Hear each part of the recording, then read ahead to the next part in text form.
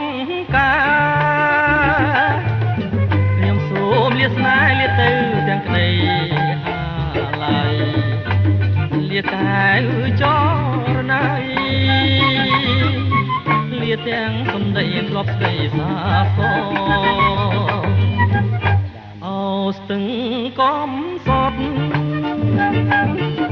ស្ទឹងដែលសន្មត់ជួបគ្នាអូនហើយនឹងប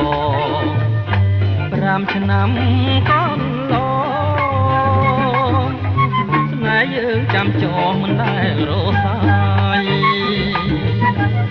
ពេលនេះត្រូវឃ្លាតស្ទឹងសង្ការឃ្លាតទាំងក្តីស្នេហ៍ឃ្លាតទាំងឆា